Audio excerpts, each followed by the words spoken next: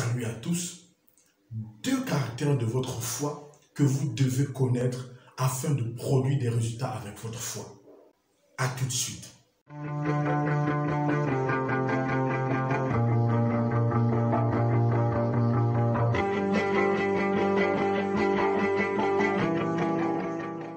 Osée 4, verset 6. Mon peuple est détruit par faute de connaissance.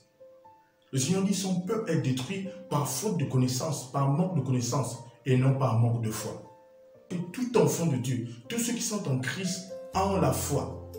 Selon Romains 12, verset 3. Dieu a reparti la mesure de foi à chacun. Alors, vous avez la foi, mais vous ne savez pas peut-être comment utiliser votre foi. Ces 2 caractères de votre foi vont vous permettre de mieux utiliser votre foi et de produire des résultats avec votre foi. Premier caractère de votre foi, vous devez savoir que la foi voit. 2 Corinthiens chapitre 5 verset 7. Car nous marchons par la foi et non par la vue. Nous marchons par la foi et non par la vue. Si la foi est substituée par la vue, cela signifie que la foi voit. Et si la foi voit, qu'est-ce que la foi voit? La foi voit ce qu'on veut voir. Selon Hébreux chapitre 11 verset 1.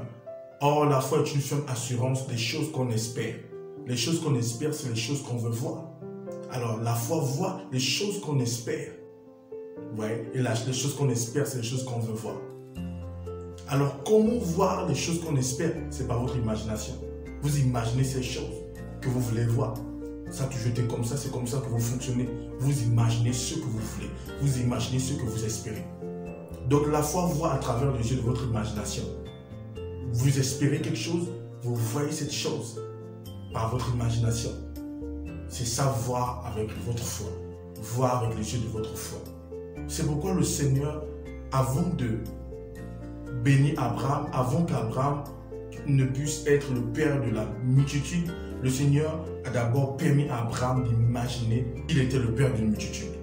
Le Seigneur a dit, Abraham, regarde les étoiles du ciel. Regarde la poussière de la terre.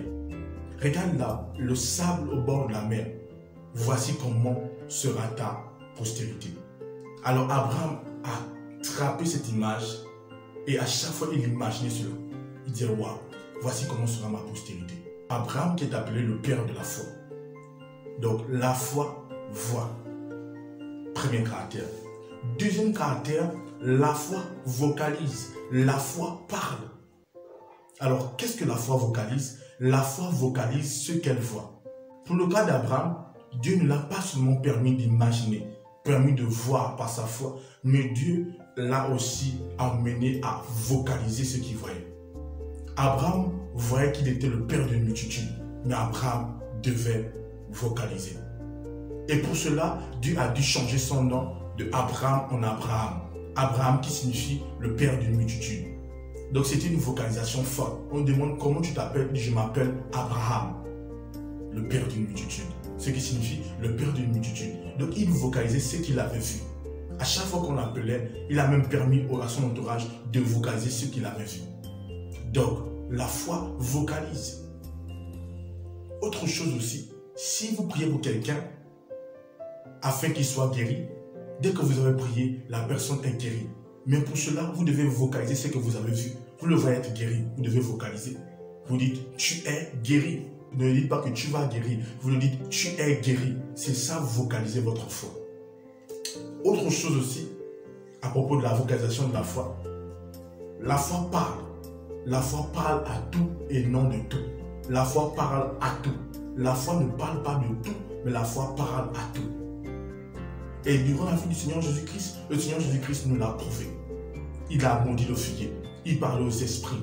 Il parle aux choses. Il parle au vent. La foi parle à tout. Il parle aux circonstances. Et le Seigneur Jésus-Christ nous le démontre par ce passage, Matthieu 17, verset 20. C'est à cause de votre incrédulité, leur dit Jésus.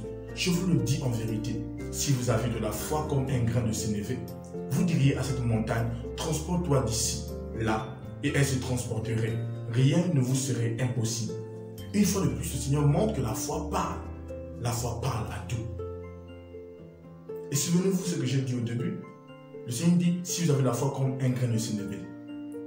Le grain de sénévé est la plus petite sémence. Le Seigneur voulait juste montrer ici que ça ne dépend pas de la sémence, de la taille de votre foi. Ça dépend, est-ce que vous avez la foi? Même si elle est petite comme un grain de sel, est-ce que vous avez la foi? Si vous avez la foi, c'est possible. Vous devez connaître ces deux principes. La foi voit et la foi parle. Deux caractères de votre foi que vous devez connaître et utiliser. Certaines personnes essaient de mettre leur foi en mouvement, essaient de mettre leur foi en activité, mais n'opèrent pas avec les deux caractères. Ils voient par leur foi, mais n'arrivent pas à vocaliser ce qu'ils voient. D'autres parlent, mais ne voient pas. Or, vous devez joindre les deux ensemble pour voir des résultats. Donc, vous devez non seulement voir par la foi, mais vocaliser. Non seulement voir par la foi, mais aussi parler. Deux caractères à utiliser pour que votre foi puisse produire des résultats. Alors, je vais prier pour vous afin que votre foi produise des résultats, afin que vous puissiez parler, vocaliser votre foi et aussi voir. Père, merci pour cette parole, merci pour cet enseignement. Père, je prie pour eux maintenant. Père, ils voient par leur foi et ils parlent, ils vocalisent leur foi. Au nom de Jésus. Merci Seigneur. Amen. Merci de nous avoir suivis. Je crois que vous avez été bénis et on se dit à bientôt.